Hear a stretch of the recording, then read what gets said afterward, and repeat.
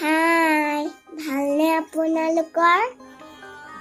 নমস্কাৰ আপোনালোক সকলোকে পুনৰ এটি নতুন ভিডিঅ'লৈ স্বাগতম জনাইছোঁ আশা কৰিছোঁ সকলো ভালেই আছে মোৰো ভালেই এইকেইদিন জ্বৰ আৰু কাহ হৈছিলে ভাল পাইছিলোঁ ভাবিলোঁ বহুদিন ৰেচিপি দিয়া হোৱা নাই আজি এটা ৰেচিপি আপোনালোকৰ লগত শ্বেয়াৰ কৰোঁ বুলি ভাবিলোঁ চাই থাকিব সকলোকে ভিডিঅ'টো যদি ভাল লাগে লাইক কমেণ্ট শ্বেয়াৰ আৰু ছাবস্ক্ৰাইব কৰি দিব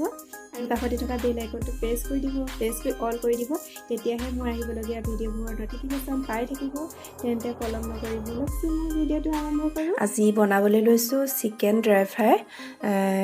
এয়া লৈছোঁ চিকেন লৈছোঁ আধা কেজি এয়া লৈছোঁ নেমু ৰস 2 চামুচ এয়া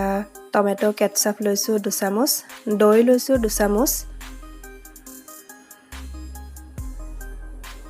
আৰু আদা নহৰু পেষ্ট লৈছোঁ এয়া আৰু এইখিনি মিহিকৈ লোৱা নাই বেছি অলপ গোটাকৈ লৈছোঁ আৰু এইখিনি মছলা লৈছোঁ ধনিয়া পাউডাৰ লৈছোঁ এয়া লৈছোঁ জালুক আৰু গৰম মছলা নিমখ আৰু ৰেড চিলি পাউডাৰ জিৰা পাউডাৰ আৰু লৈছোঁ হালধি এইখিনি মই 2 চামুচকৈ লৈছোঁ গোটেইখিনি এতিয়া এইখিনি মই ভালদৰে মাংসখিনিৰ লগত মিহলি কৰি ল'ম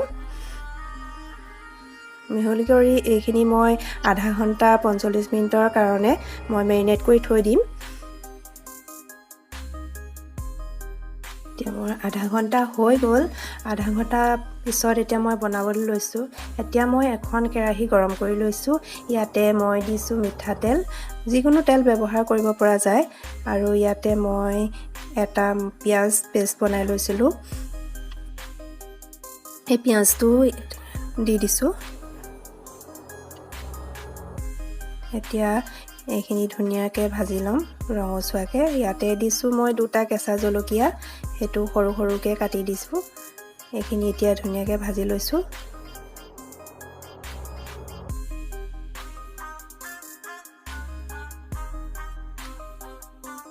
অলপ ৰঙচুৱা হৈ গ'ল এতিয়া মই ইয়াতে মাংসখিনিও দি দিম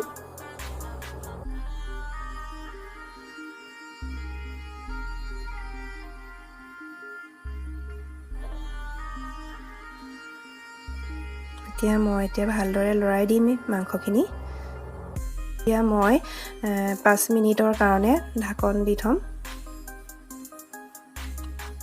5 মিনিটৰ পিছত এয়া লৰাই দিছোঁ অলপ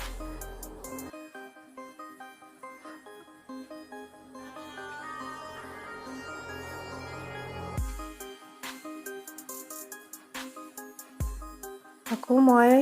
ঢাকন দি থৈ দিছোঁ আৰু এইখিনি মই মাজে মাজে লৰাই আছোঁ 2 মিনিটৰ মূৰে মূৰে ভালদৰে নহ'লে লাগি ধৰা চান্স থাকে মাজে মাজে লৰাই থাকিব লাগে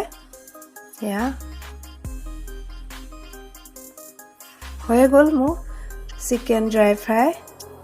আপোনালোকে এনেদৰে চিকেন ড্ৰাই ফ্ৰাই বনাইছেনে যদি বনাইছে মোক কমেণ্টত জনাবচোন এয়া দেখিছেনে কিমান সুন্দৰ হৈছে কালাৰটো ধুনীয়া হৈছে আৰু আজিলৈ তেনেহ'লে ভিডিঅ'টো ইমানতে সমাপ্ত কৰিছোঁ আশা কৰিছোঁ সকলোৱে ভাল পালে ভিডিঅ'টো চাই পুনৰ এটি নতুন ভিডিঅ'লৈ আকৌ লগ পাম আপোনালোকক সকলোকে ধন্যবাদ